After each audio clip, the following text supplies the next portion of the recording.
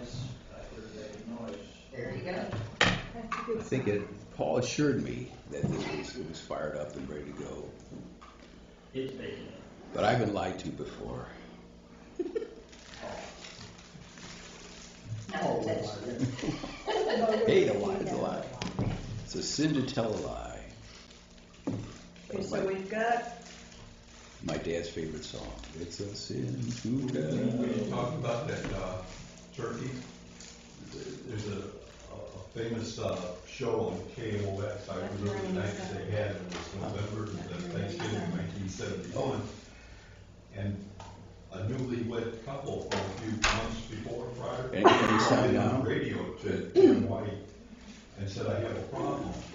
My husband shot a turkey a few months ago. Should be on. And for Thanksgiving, I'm Should be gonna on. cook turkey. She put it in the freezer. They don't have subtitles. And now she was taking it out to have the thaw. We probably So should. I said, you're taking it out now. I saw something just flash. I There it goes. saw it out. Oh, okay. Feathers and everything. Jim White had a ball that night with the show. It's a classic. They play every so often. And they had people were calling in and trying to say what they should do. Jim White asked that lady, goes, the bird, it's frozen? She goes, yeah, it's frozen. Tomorrow morning we got to prepare the bird for the new family. They called, my mom was sitting there just laughing. We would sound KMOX, the old Jim White show. I remember that. He played that every year. Or he replayed it. You Yeah. remember? Oh gosh, And yeah. somebody Oh called gosh, in, yeah. I guess this was in the 80s, Yeah. and said that the end of the story is the couple were happily married. Like that was the classic.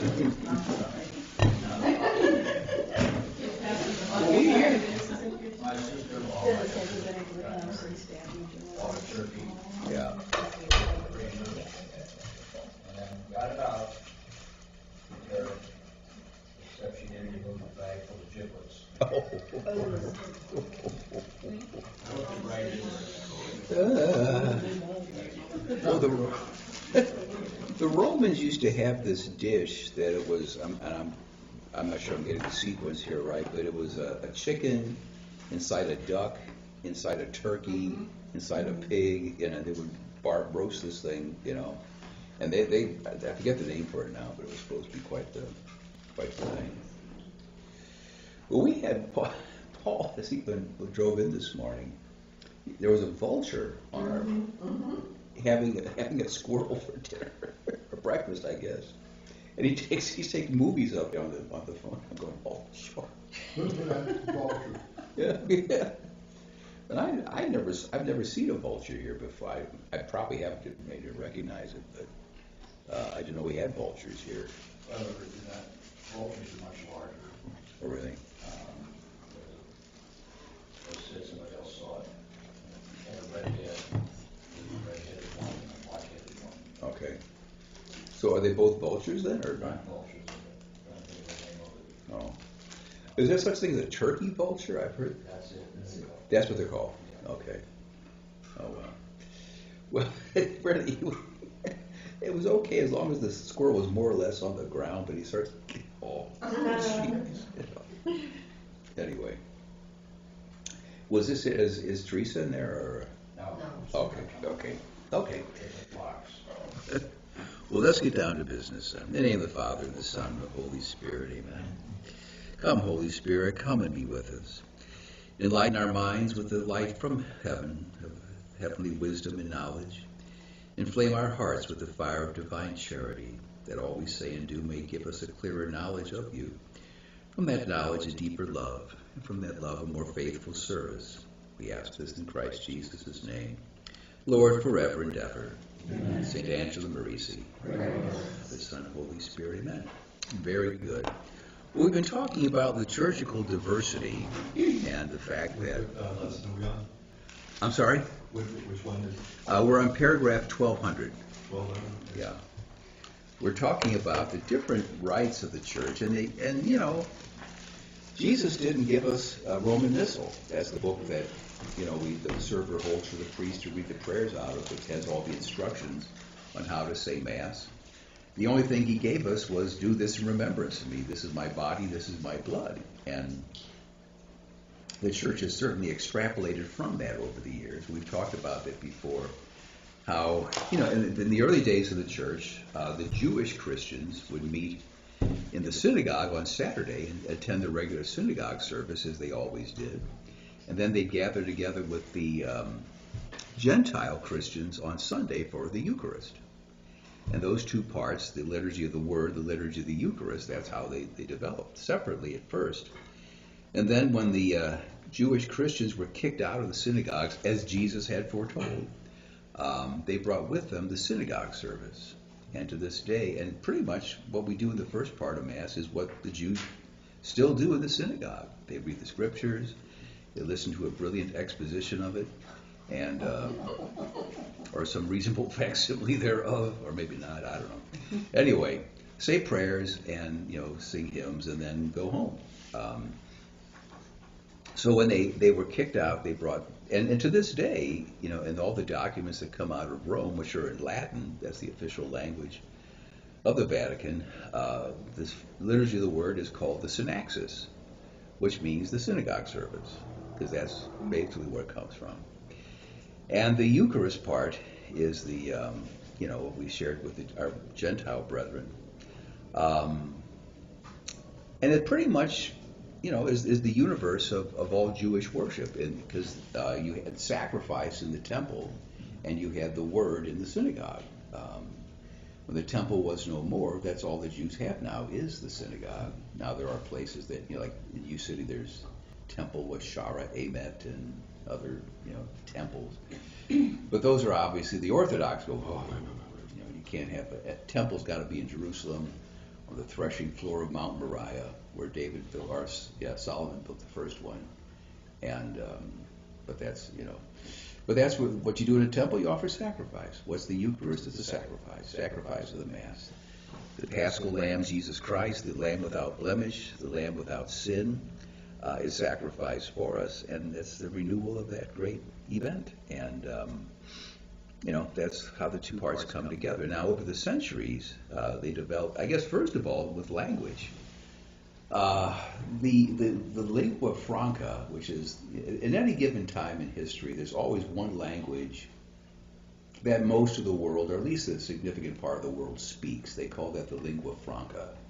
Now it's English. Before English, it was French. Before French, it was Latin. Before Latin, it was Greek. And before Greek, it was Aramaic. And before that, I don't know. We're talking 2,000 or 3,000 years before Christ. But Aramaic was still very much spoken in the Middle East in Jesus' time. In fact, that's the language that Jesus probably spoke, as best we can tell. If you go to the Maronite church downtown, who are from Lebanon, they're Lebanese, most of the Mass is in English, because it's in the United States. But when it comes to the words of the institution of the Eucharist, this is my body, this is my blood, it's Aramaic. It's the language that Jesus spoke. You are hearing there exactly what the apostles heard at the Last Supper. And that's what it is. Well, since Greek in Jesus' time was the lingua franca, most people, which is why the New Testament is all in Greek, because most people understood Greek. People like St. Paul were very fluent in Greek, as was especially St. Luke. St. Peter, not so much. I'm being kind. He's actually very... He's got a very, very thick accent. It's... I remember one of my professors, Dr. Arkin, who was a loud and proud German. He used to talk about his mother, who never quite mastered English. And he said one time he came home from school and he said, "Mama, how are you?" He said, "Oh, I'm fine. How are the cats?" She says, "Oh, not so gut. Das ein Katz Fritz ist okay. But the andere Katz Hans hat über the fence gejumped and was by a truck run over." And you go, okay, I think I understand what happened. But you can tell this woman's first language was not English, And that's kind of how Peter comes across. It's like, yeah, he's doing it in Greek, but, you can tell he's a foreigner. In fact, there is still one part of the Mass, it's an option now, but it's a part of the Mass that is still in Greek. It was never in Latin. And that is the Kyrie eleison. Yeah, that is actually Greek. Kyrie Christ, I mean, Lord have mercy, Christ have mercy. But for the longest time, Mass was in Greek, and except for the parts of the world where it was in other languages, eventually the lingua franca of the world became Latin, at which point, and for 1,500 years, the Mass was Latin, because everybody spoke Latin, and that's just the way it was. And but there were still other parts of the world in the Middle East where other languages were used, and different rites. They go on to mention some of them here, but and I say I've only experienced a couple of these Eastern rites. The two that we have here in St. Louis are the Ruthenians, the Ukrainians. They're in South County, actually inside the boundaries of my old parish, St. Simon's. And the Maronites, who are, I think they're still down on 12th and Shoto by Ralston Purina. Ralston Purina was going to buy them out, and I think then the COVID hit, and all their people started working from home, and then they realized we don't really need all this extra space, and so they're kind of backing off. What they wanted to buy they have a really nice assembly hall down there called the Cedars. I don't know if you've ever been to a reception or banquet there. It's really nice. And anyway, but okay. Let's get down to business here. And this is, yes. Do they still, you said the Orthodox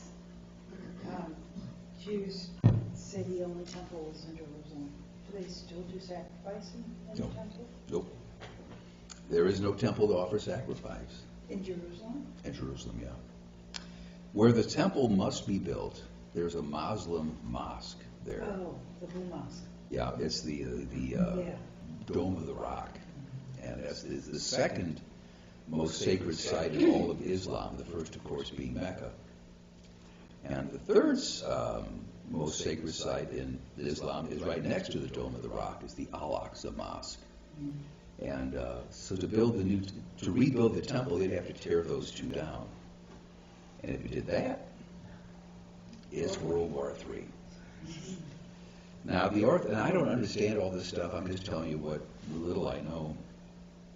The Orthodox are looking, they want the temple rebuilt. None of the other Jews do, because they know this is going to be trouble.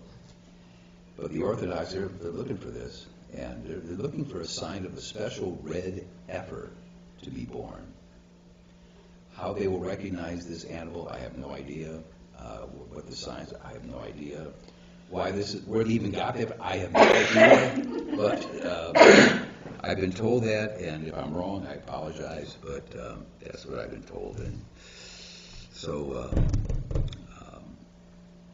there it is. But no, I've been to the, they have the phenomenon of the Wailing Wall. They prefer to call it the Western Wall.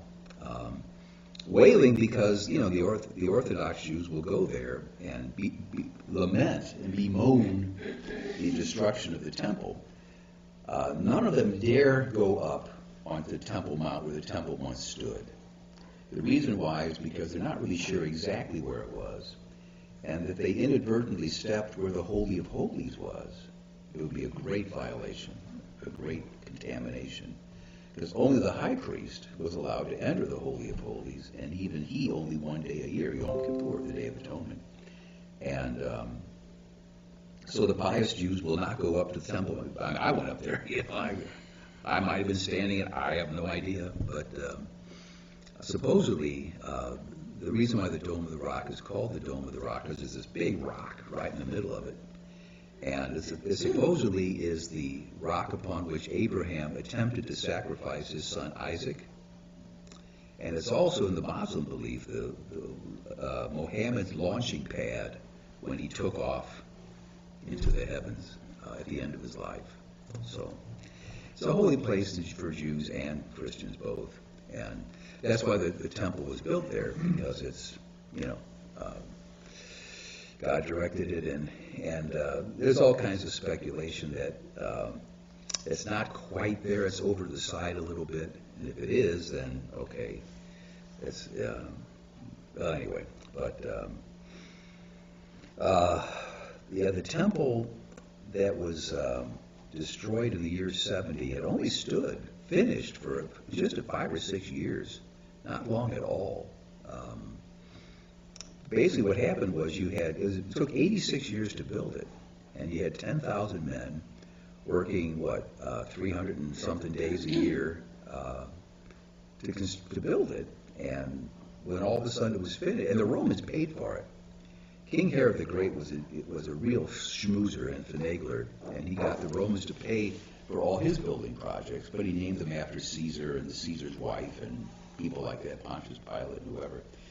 And so when it was, I mean, you had 10,000 men getting a regular paycheck to build the temple. When it was finished, they're out of a job, you know. And naturally they rioted and started causing trouble, and the Romans came in, and apparently the order was given, destroy everything in the city except the temple, because the Romans had paid for it. And if it had stood, it most certainly would have been one of the 7 wonders of the ancient world, because it was magnificent. It was all white Carrara marble. That's the marble that has no veins, and it's all just pure white, you know. Michelangelo and all those guys always carved out of Carrara marble. And the main doors were 70 feet high, bronze, overlaid with gold. And, oh my gosh, it was, you know, and they say when the morning sun hit it, it was just spectacular, you know. And then, but the Romans, apparently the Jews in the last stage of their revolution, they were getting clobbered by the Romans.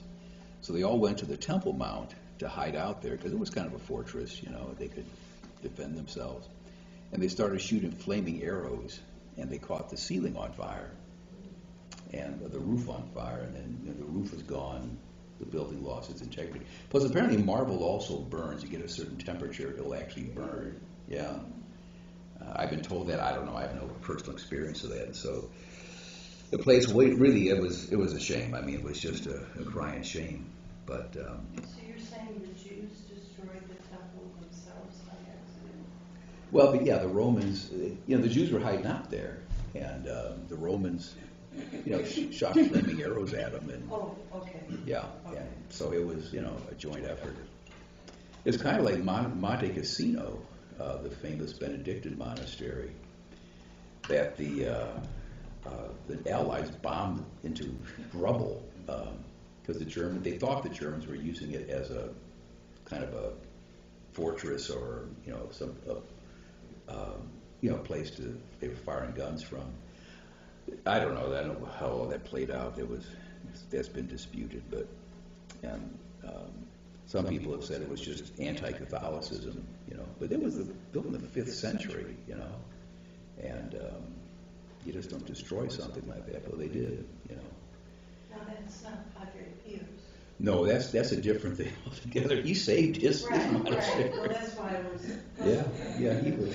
Yeah, but Monte is, I mean, they rebuilt it exactly as it was, you know, stone for stone. And I've been there, and it is magnificent. But anyway, but those things happen. But yeah, so ever since the year 70, there's been no temple, and so the only expression of Jewish religion is really the synagogue, and then the, you know, observances that take place at home. But yeah, and you can see where that would really change Judaism. You know, if a big part of your worship was offering sacrifices, and now you can't do that anymore. It's going to change things, and they've gotten by 2,000 years without it. So, you know, that's their problem, not Well, ours. it's longer than they've ever gone, right? Because you got the Babylon captivity and the other, but I mean, this sure. is 2,000 years. Yeah.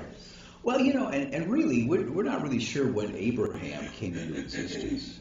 And there was no temple under Abraham or the patriarchs, and the temple didn't show up until Solomon, you know.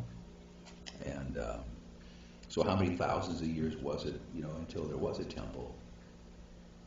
But they were offering sacrifices, Right, but they, before. on different altars, yeah, but not. They had their high places in the city of Megiddo, from where we get the word Armageddon. Har is the Hebrew word for valley. Har Megiddo is the valley of Megiddo. That apparently all the valleys in the Holy Land run north-south. There's only one that goes east-west, and that's the valley of Megiddo. And so consequently, armies coming from the south would meet armies coming from the north in Armageddon. And so that's why people extrapolate that the great battle at the end of time will be Armageddon, the great battle against good and evil, and you know. But that's where it comes from. But they have a high place there, which is just a big round stage. The thing's huge. It's like 40 feet by, I don't know, 30 feet or something, kind of oval shape. And it's about 6 or 7 feet high. And they would offer sacrifices on top of that. It's very well preserved. I mean, it's really beautiful.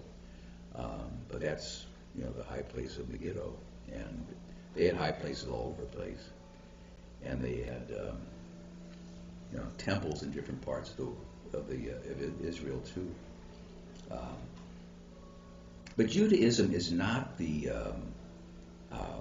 integral, comprehensive religion that, say, Catholicism is. I mean, you can say, you know, what do the Catholics teach? Well, find out here. I mean, this is what the Catholics teach. Jews, what do they believe? Well, it depends on which rabbi, it depends on which period, it depends on a lot of things. I mean, there's a lot of things that they agree on, obviously, but there's a lot of differences too, and it expressed itself in worship. It all, you know. So, anyway.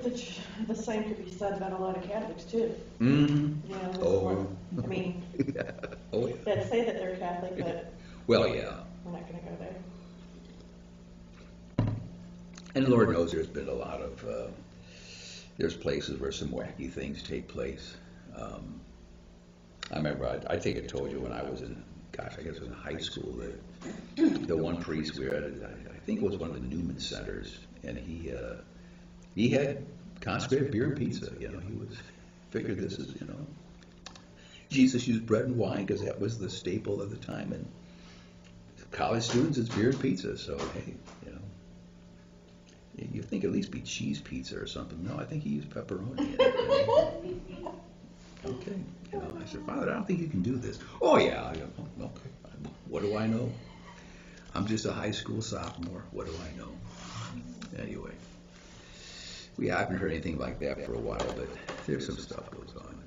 Okay. 1200. Liturgical traditions and the Catholicity, meaning universality of the Church. From the first community of Jerusalem until the Parousia being the second coming, or some people say Perusia, I'm not really sure exactly how it's supposed to be pronounced. It is the same paschal mystery that the churches of God, faithful to the apostolic faith, celebrate in every place. Yeah, the mystery is the same, whether the language is the same, whether it's the exact same rite that we use. We use different symbols and different expressions to have different traditions, but it's the same reality. It's basically it's what Jesus gave us at the Last Supper. This is my body, this is my blood. Take and eat, take and drink. Do this in remembrance of me. The mystery celebrated in the liturgy is one, but the forms of its celebration are diverse, yes. And again, at the Vatican Council, this was looked upon as a very good thing, something that should be preserved. We shouldn't try to cram everybody into one specific, you know, rite of the Mass, especially people who've been doing it a little bit differently for, 1,800 years or so. And like the Maronites, and like the Ruthenians. In the 9th century, Saints Cyril and Methodius were the apostles to the Slavic nations. And this is one of the first times that people of Eastern Europe were evangelized. Up until this time, it was Southern Europe, people in Spain and Italy, Portugal, France, even Gaul. And then in Germany, with St. Boniface and what have you. But the peoples of, the Poles and the Czechs and all the Slavs, the people of Russia, they'd never been evangelized. And so these two brothers came to them, learned their language, and actually composed a liturgy in their language. It was vernacular, They weren't forced to, or, made to celebrate Mass in Latin, like the rest of the church, but they were, and the Pope said, sure, fine, this is part of our heritage. And eventually they all came around to where it was all in Latin. But that really was there's a tradition among the peoples of Eastern Europe to have Mass in their own language. Fast forward about 1,000 years, in the 19th century here in America, there was a Polish priest whose name escapes me now, who didn't like the fact that most of the bishops in the United States were Irish. And he didn't like the fact that Mass was in Latin. He thought it should be in Polish. But then again, he was skating on thick ice, because that's what Cyril and Methodius thought too, And so, but this guy did, though, he decided he was going to start celebrating Mass in Polish. And he also decided that, well, I should probably be getting married too. And so he started the Polish Catholic Church. And believe it or not, we actually have a Polish Catholic Church in St. Louis here. Not surprisingly, it's St. Cyril and Methodius. You can see it from, the Holy Trinity, the big white stone church. Right, if you're coming from downtown, before you get that far, it's you're kind of still in the depressed lanes, or not but depressed lanes. And if you look up, there's a church. You can just see like the top of it, and it's St. Cyril. But I don't know how big the community is there, because that was the old Polish neighborhood, and formerly our St. Stanislaus is kind of in that same neighborhood too. But anyway, So are they united with Rome, or are they no? Polish national. Yeah, they call themselves Catholic, but they're not Catholic. Their theology is distinctly Protestant. They still call their minister a priest, and they still call their worship Mass, but it doesn't bear much resemblance to the real thing. So I've heard references sometimes where I can't remember if it's the Jesuits or the Dominicans or whatever, but they say like they have their own liturgy or something. Like, yes. What does that mean? How different is that from... The Dominicans, they have their own rosary. I mean, they're the ones that gave us the rosary, but the Dominican form of the rosary is different from what we're used to. And there actually is a different Dominican rite of Mass, and I'm not sure exactly what all the differences are. I've never experienced it. I don't know if the Dominicans down at the Aquinas Institute practice it. I don't think they do, but I don't know. But there is a distinct. And other religious orders, the Benedictines do things a bit differently too. They being monks,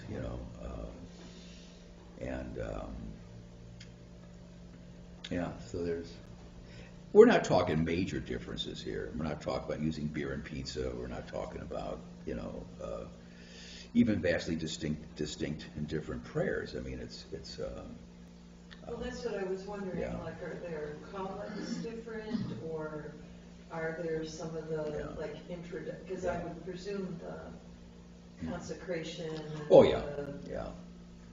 That's the part that has to be the same. Yeah, it has to be the same. Yeah, I'm sorry, I don't know.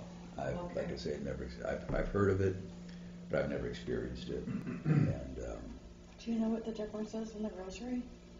oh yeah, there's a lot of different. First of all, it's 15 decades, and it's there's special prayers they say before and after. And if you ever had Dominican sisters, their rosary is really long. It weighs 5 or 10 pounds. It's sisters walking to the side. But Believe it or not, there are, so I got a book once, it's Daughters of St. Paul. I think the title of it was 28 Rosaries and 10 Chaplets or something like that. Meaning that there are 28 different ways of saying the rosary, and different numbers of beads and different numbers of this and that and whatever. And because the way we do it is, it was given by St. Dominic, and supposed from the Blessed Mother herself. And but that's this is because the old English word bead means prayer. So we have Saint Bede, his feast days are a couple of weeks. His name means prayer, and that's why those little bumps on your chain, your rosary, are called beads, because you count the prayers. That's where it comes from. Anywho, okay, but the forms of the celebration are diverse. Yeah, there's a richness to that. 1201, the mystery of Christ is so unfathomably rich that it cannot be exhausted by its expression in any single liturgical tradition. Yeah. That all the peoples of the world have expressed their faith according to their customs. You ever see the movie The Mission? We showed it. Okay. It talks. It's apparently a true story, or based on a true story, around the fact that when the Jesuits came to the New World, they started what they called reductions, which was a way of incorporating, instead of making them embrace all European ways, they would rather insinuate the Catholic faith into their culture, and making them Catholic, but still letting them be Incas or Mayas or Aztecs or whatever. And it was a delicate thing, and it didn't work all that terribly well, actually. But that's kind of what happened in the early days of the church, that the church would instead of, yeah. Mateo Ricci did that in China. Exactly. That's why he survived. Exactly. Of course, the ones in the West were awfully suspicious of him. Oh yeah, well that's it. Yeah, and and the Jesuits were always suspect for that. And it's like, where are you guys going with this? But he said, why are we making these people learn Latin? Because it's not anywhere near their cultural heritage. And anyway, but that's how it all first got started, and everybody just accepted. Yeah, this is natural. This is what you expect people who speak Aramaic to have Mass in Aramaic. You expect people who speak Chaldean to have Mass in Chaldean, and there we go. Okay. Even when Mass was always in Latin, Yeah. the Roman Rite, all the homilies were always in the vernacular so Mhm. that people could understand them. Oh, sure. And they also used to, when I was a kid, they used to read the scriptures in English. Yeah, and I think they still do that when they have the Tridentine Rite. But they said it in Latin during Mass. Yes, they did. Right Yeah. before the homily. Yeah. Let's start with the homily. I always thought it was kind of, because you would read the epistle in Latin to this side of the wall, and then you read the gospel in Latin to this side of the wall, because that's exactly, you were talking to the wall, and the people couldn't hear it. I mean, and it was like, well, what really is the point of this? Why can't we just have them read it to people in English? And which is ultimately what we do now,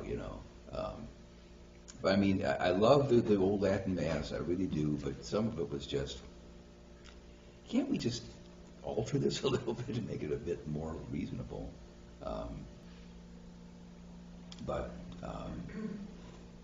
Or they would chant it in Latin, which is even more, but anyway.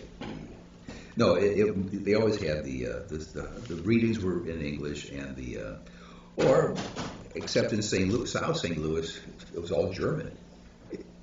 You would hear a sermon in German, or Italian, or whatever, Back in the day when we were all ethnic parishes, the guys who were at Kenrick, if they were of an ethnicity like Polish or Czech or something, they were expected to, speak the language, and they'd be sent to the parishes.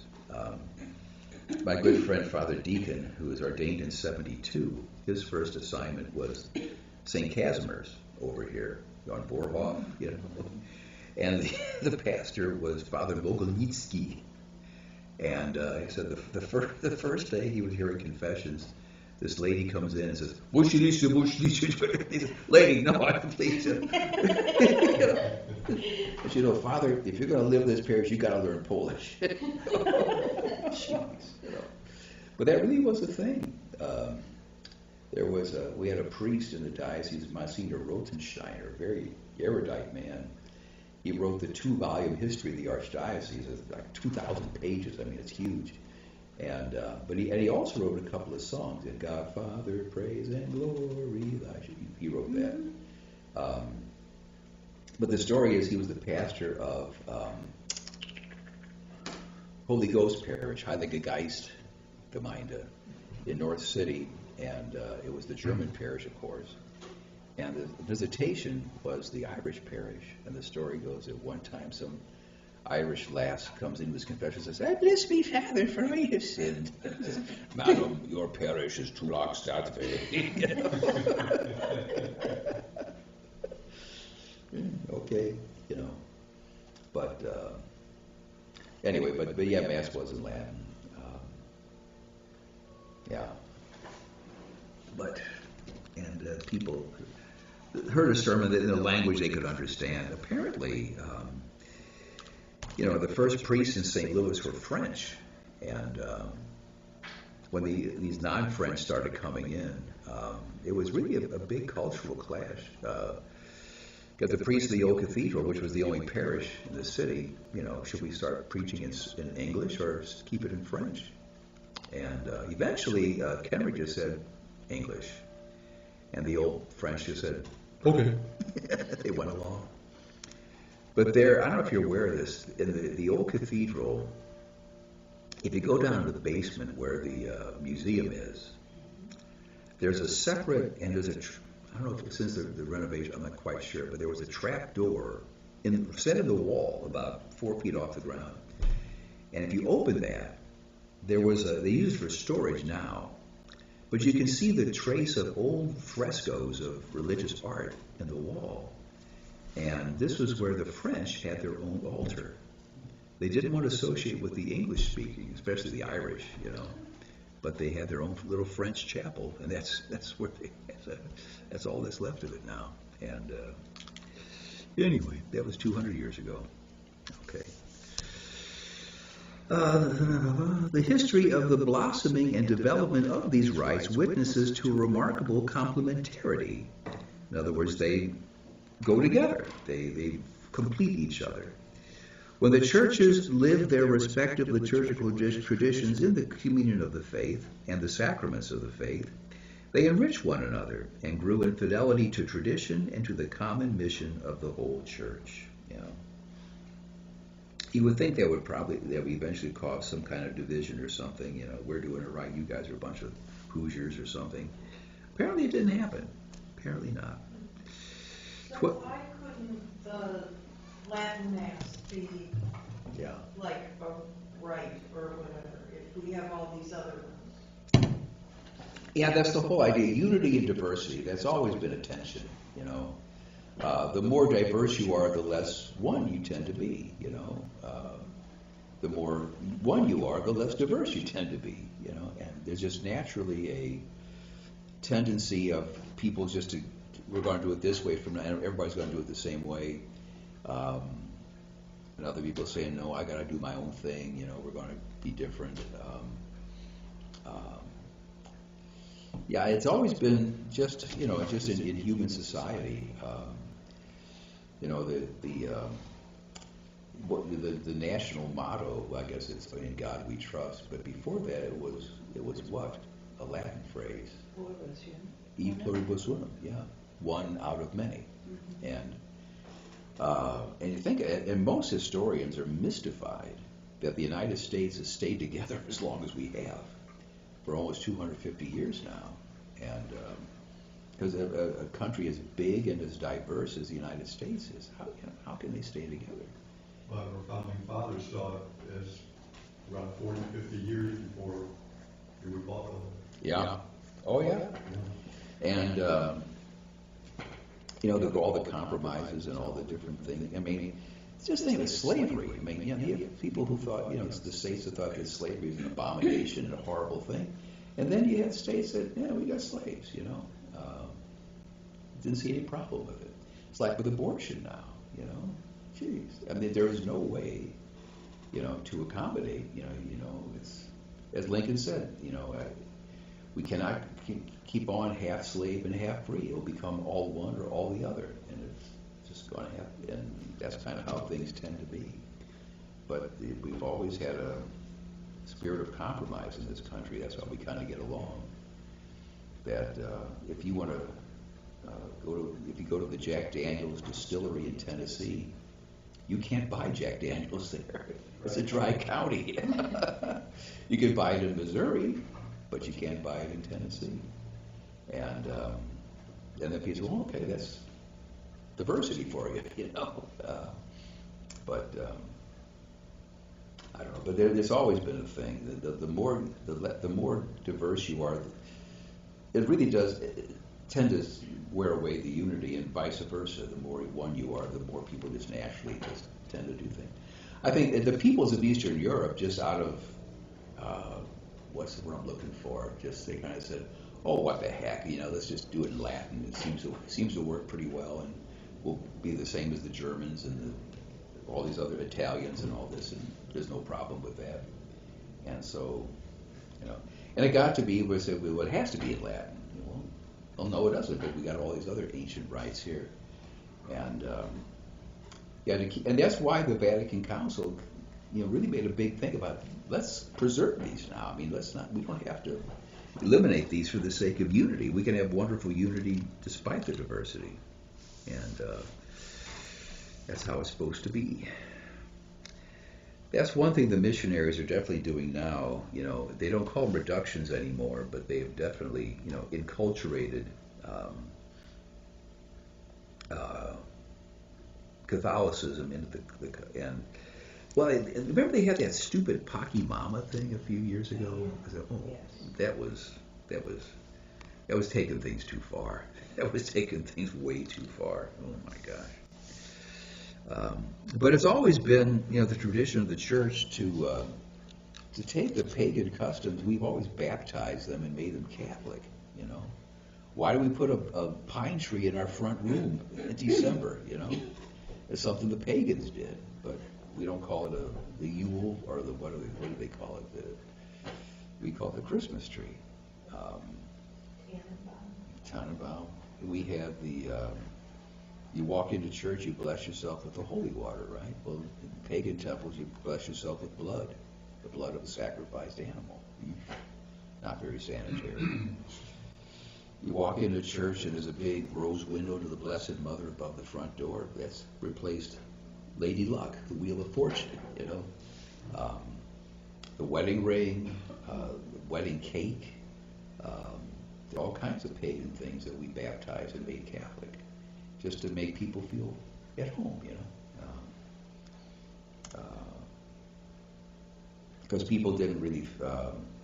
The Romans were, even to this day, they're very superstitious, and they just wouldn't go into a building that didn't have the Wheel of Fortune over the front door. They just figured, you're risking death. I mean, the roof will surely collapse if you go inside that building. And so they said, okay, we'll put a roof, and this for our Blessed Mother, not Lady Luck, but Our Lady, and just making the pagans feel at home. It's how it does. Yeah. But and that's acculturation. Where did I leave off? Oh, through the liturgical life of a local church. No, wait, hang on. Where did I leave off? Yeah. Okay. The diverse liturgical traditions have arisen by very reason of the church's mission. Churches of the same geographical and cultural area came to celebrate the mystery of Christ through particular expressions characterized by the culture in the tradition of the deposit of faith, in liturgical symbolism, the organization of fraternal communion, in the theological understanding of the mysteries and the various forms of holiness. Yeah, I've seen in Africa apparently they have when they have the offertory procession. They don't just walk down the aisle carrying the bread and wine. They kind of down the aisle. They're grooving to the whatever the hymn is. They go, hey, why not? That's their culture, you know. I hate it when they try to adapt that to people who don't have that culture. I remember the parish I went to grade school, St. Pius V, had his 100th anniversary a few years ago, in I guess 2005. And so they're having a big 100th anniversary mass. So I went to it, as a son of the parish, And the pastor there was talking about what a wonderfully diverse parish he's got and all this other kind of stuff. And I'm looking around, and I'm seeing that like 2/3 of the people here are white women over the age of 65, And they got the only black person in the parish to do the thing coming down the aisle, And there was a Korean couple sitting way, or no, Vietnamese couple sitting way in the back. They left them out completely, And I'm going, wait a minute, diverse, and the people that weren't 65-year-old white women were 70-year-old white men, and I'm going, where's he getting all this cultural diversity thing, So did he throw a liturgical dance into the? Oh yeah, he did. He sure did. Yeah. So 65-year-old. Yeah, and they were all, The funniest one I ever saw was there was a convent of nuns, and I don't mean to be insulting here, but the one gal, and they all wore leotards and like ballet type for the liturgical dance, and the one gal particular, these are all older women, and the one gal particular was anything but sylph-like, if you catch my meaning, And they come out and they're trying to, oh man, even when it's done well, I don't like it. I don't have any appreciation for ballet. I mean, I look at ballet, whatever, But when it's done poorly, it's really bad, And oh, jeez. Anyway, there are certain things that just shouldn't be. And the church has condemned liturgical dance for the majority of the Western culture. Because it really isn't part of our tradition. Okay. Through the liturgical life of a local church, Christ, the light and salvation of all peoples, is made manifest to the particular people and culture to which that church is sent and in which she is rooted. The church is Catholic, capable of integrating into her unity while purifying them all the authentic riches of cultures. There's certain, forms of native art that I'm not particularly like, but hey, it can certainly be legitimate and probably should be used. 1203. The liturgical traditions or rites presently in use in the church are the Latin, principally the Roman rite, but also the rites of certain local churches, such as the Ambrosian rite or those of certain religious orders, like the Dominicans. Okay. The Ambrosian rite, as you can see, it derives from Ambrose, St. Ambrose, the bishop of Milan in the 4th century.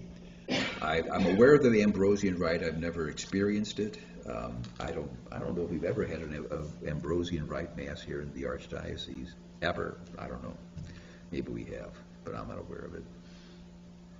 And the Byzantine, Alexandrian, or Coptic, Syriac, Armenian, Maronite, and Chaldean rites. The Chaldean Catholics are the ones in Iraq. Because I remember when Saddam Hussein was still at large and doing his thing. Most of the Chaldean Catholics were a very tiny minority in Iraq. But they're the only people that Saddam Hussein trusted. All of his cabinet ministers were Chaldean Catholics, and when we got rid of Saddam Hussein, the Chaldeans started to be persecuted. those things go. But interesting. In faithful obedience to tradition, the Sacred Council declares that Holy Mother Church holds all lawfully recognized rights to be of equal right and dignity, and that she wishes to preserve them in the future and to foster them in every way. And I would think, that the old Tridentine rite would fit that description. Lord knows it was in use for 1,500 years. And I don't understand the desire to just totally quash it, I just don't get that. The Byzantine rite is still very active in Oh, St. sure. Louis, isn't it? Well, the Greek Orthodox, they're Byzantine. I think they're Byzantine, right? And I think the Ruthenian rite is an adaptation of the Byzantine rite. The Russian Orthodox are, I think they're Byzantine But too. isn't there a church that's known as a church that practices the Byzantine rite? Oh, probably. Like You mean in somewhere St. Louis? yes. Yeah, the Orthodox churches in St. Louis that I'm aware of, there's 2 Russian Orthodox churches, St. Michael's at Gravois and 55, and there's a new one right at Doherty Ferry and 270 on the southwest quadrant of that interchange. There's 2 Greek Orthodox churches, the one, I think it's St. Nicholas down by Forest Park, and Assumption, which is on DePere Road right next to the Missouri Athletic Club, and not too far from the Russian church. There's the Serbian church, which is down by Lafayette Park, and there's another one, and they might be Alexandrian. It's on the northwest corner of Nottingham and right at Francis Park. Macklin? Is that right? Okay. It's right at Francis Park. It's right cattywampus from Francis Park, right by Ted Drew's. Those are the only Orthodox churches that I'm aware of in St. Louis. Okay. I know that Father Paul Neiman was involved in the Yeah. Byzantine rite, Yeah. and I remember him recently telling me about one, but I can't remember the name of it or where. I thought, now he was, the word they use is bi-ritual. It sounds kind of weird, but no. That they're authorized to celebrate the Mass in a different rite. Yeah. And because he was Ruthenian, I thought he was doing the Ruthenian, which is a No, he Byzantine. was, well, okay, I didn't know that. Right? Yeah, We yeah. had went to it years ago, Okay. and he called it the Byzantine rite. Yeah, that may be, the official, but yeah, Byzantine would be the umbrella term, and specifically different applications of it would be. But the Ruthenian was the Ukrainian expression of, and I'm pretty sure they were the Byzantine rite. I could be wrong, but I could be wrong about my rights. But they're, and it's hard to keep that stuff straight. I thank God I don't have to do it, But we have a number of guys, because these tend to be very small communities. When they first arrived here from, like the Maronites from Lebanon and the Ruthenians from, Ukraine, they were a cohesive community, but they sort of just kind of evaporated. And it's kind of sad. I remember when I was at St. Simon's, there was a young family, because the law of the church says that if your father is Orthodox or Orthodox or Eastern Rite, then the family is Eastern Rite. If you got a mixed marriage, and we have a number of priests whose mother was Maronite, for example, but dad wasn't, so they're Roman Rite priests. But there was a young family that the dad was Maronite and the mom was, I don't know, Irish or something. And they wanted me to baptize their kid, and I said, well, really, I have to get permission from the priest down at St. Raymond's to do this. Why is that? Well, because you're Maronite. You're supposed to be Maronite. I don't want to be Maronite. Well, I'm sorry, pal. The church thinks it's awfully important that you maintain your heritage. Well, I don't want to. Well, okay, whatever. And that's what happens, you know, people they just don't care. I mean, they man, yeah, well, I'd rather just, it's a lot easier just to be Roman right and with everybody else, and who wants to be different, and that's how those things kind of dissipate. And but that has happened to not so much, the Maronite community is still pretty much intact.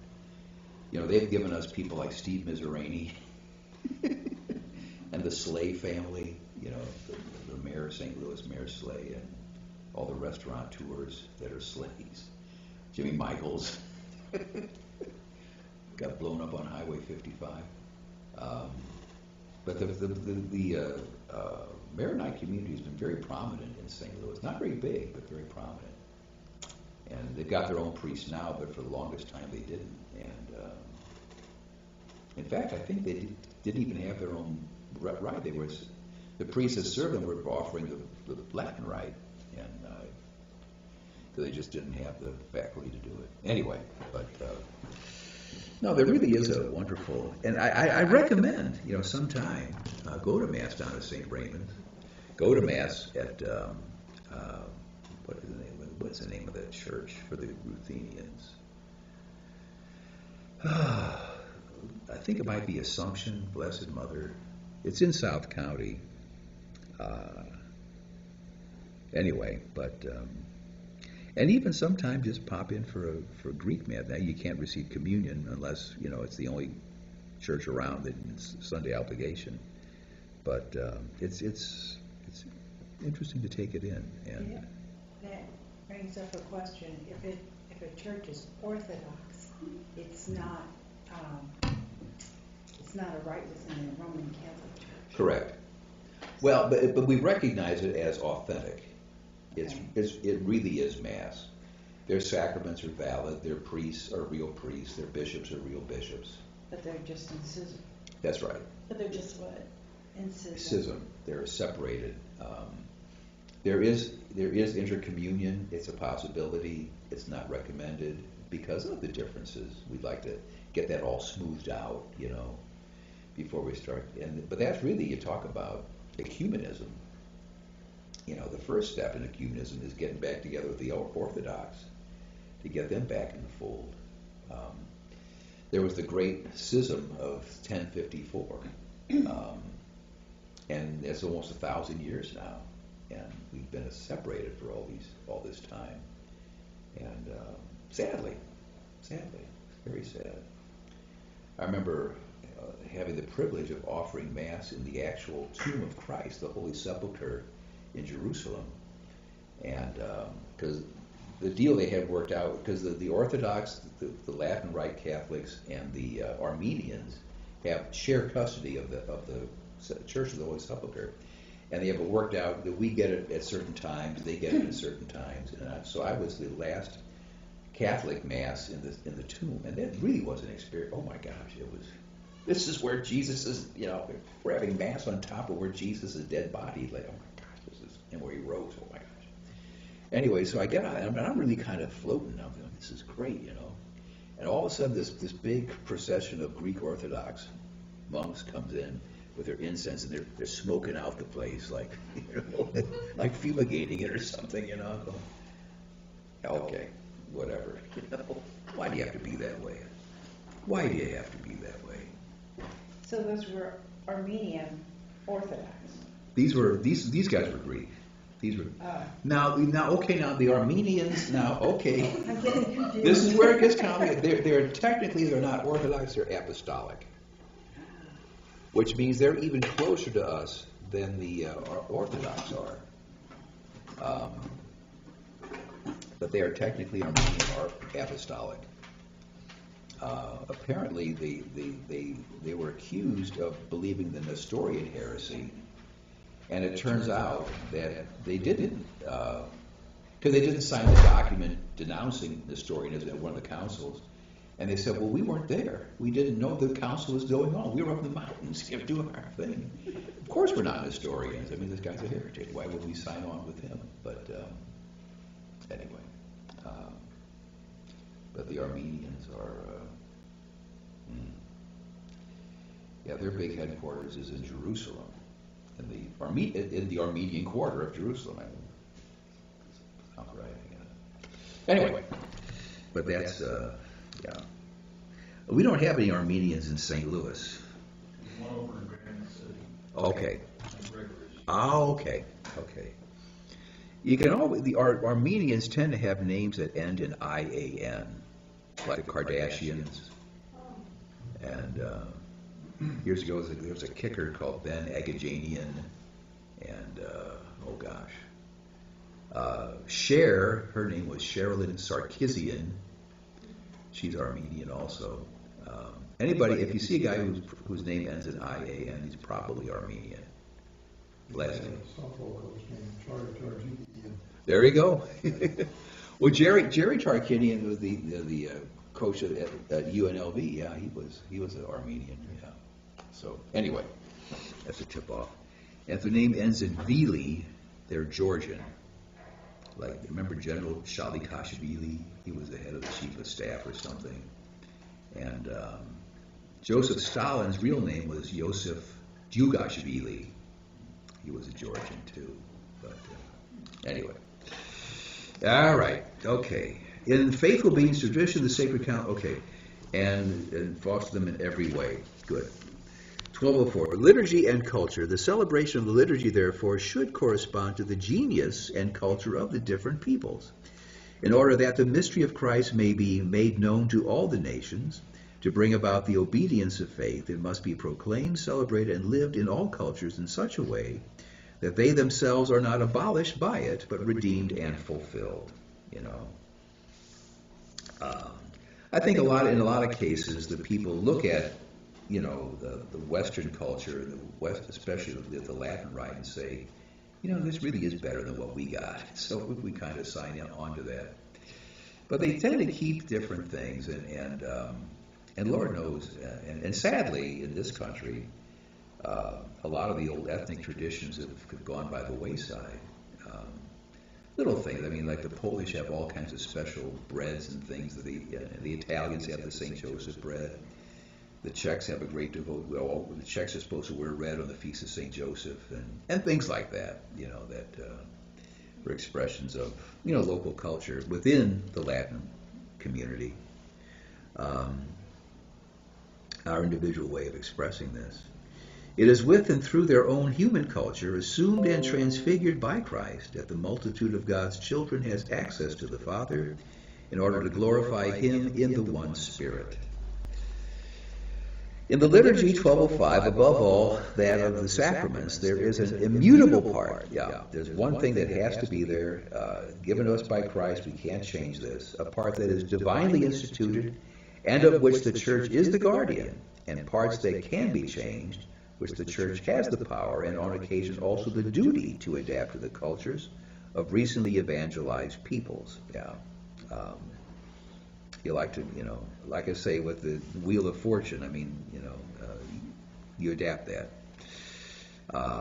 But there is a part that we cannot change. You know, this is my body, this is my blood, do this in remembrance of me. 1206, liturgical diversity can be a source of enrichment, but it can also provoke tensions, mutual misunderstandings, and even schisms. Yeah, well, that's what we got now. In this matter, it is clear that diversity must not damage unity. It must express only fidelity to the common faith and to the sacramental signs that the Church has received from Christ, and to hierarchical communion. In other words, all the bishops get together and they agree, yeah, this is the teaching and practice of the Church. Cultural adaptation also requires a conversion of heart, and even when necessary, a breaking with ancestral customs that are incompatible with the Catholic faith.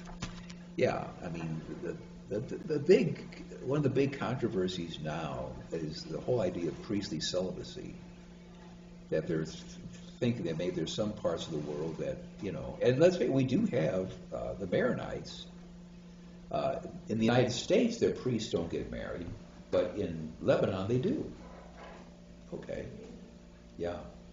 There's sort of a deal they worked out with the American bishops that, you know, in America we don't get married. But in Lebanon, they do. And just like the other Orthodox, their priests take a vow of celibacy. But the difference is that they will, in other words, if you're a priest, you can't get married, but they will ordain a married man. If you're already married, they'll ordain you. But if your wife dies, that's it, you can't replace her. And there's other things like that. They're saying that maybe it's just some certain African cultures. I'd say the biggest problem our missionaries have faced over the years is polygamy. It's been a huge, obstacle.